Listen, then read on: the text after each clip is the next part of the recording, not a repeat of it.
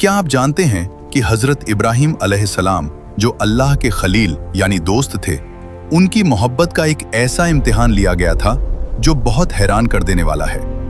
एक बार जिब्राइल अमीन अलैहिस्सलाम ने अल्लाह से अर्ज किया, ऐ अल्लाह, मैं देखना चाहता हूं कि आपके खलील इब्राहिम आपसे कितनी मोहब्बत करते हैं।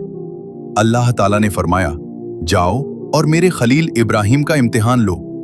चुनाचे जिब्राइल अमीन इंसान की शक्ल में दुनिया में आए। उस वक्त हजरत इब्राहिम अलैहिस्सलाम अपनी बकरियां चरा रहे थे। जिब्राइल अमीन एक पेड़ के पीछे छुप गए और ऊंची आवाज में अल्लाह का नाम लिया।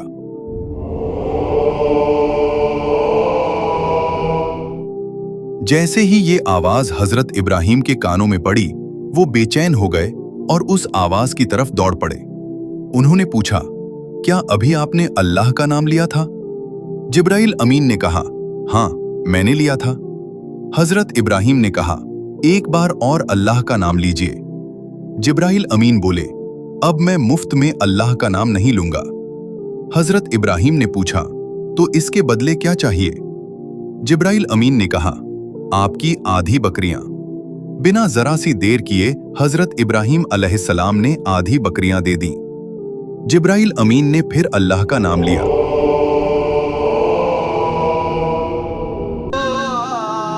अल्लाह का नाम सुनते ही हजरत इब्राहिम फिर से बेचैन हो गए।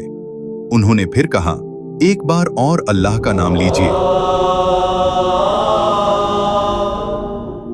इस बार जिब्राइल अमीन ने कहा, अब मुझे आपकी बाकी सारी बकरियां चाहिए। हजरत इब्राहिम ने तुरंत कहा, ठीक है, सारी बकरियां आपकी। फिर जिब्राइल अमीन ने अल्लाह का नाम लिया। अब हजरत इब्राहिम के पास कुछ भी नहीं बचा था, लेकिन फिर भी उन्होंने कहा, क्या तुम्हें इन बकरियों की देखभाल के लिए एक गुलाम की जरूरत नहीं पड़ेगी? मैं खुद तुम्हारा गुलाम बनने के लिए तैयार हूं। यह सुनते ही जिब्राइल अमीन ने कहा, मैं जिब्राइल हूं, मैं अल्लाह के हुक्म से तुम्हारा इम्तिहान लेने आया था। फिर उन्होंने कहा, वाकई आप सच्चे मायनों में अल्लाह के खलील यानी दोस्त हैं। दोस्तों, ये थी अल्लाह के सच्चे आशिक की मिसाल। आज अगर मुसलमान भी ऐसी सच्ची मोहब्बत और ईमान अपनाएं तो दुनिया बदल सकती है।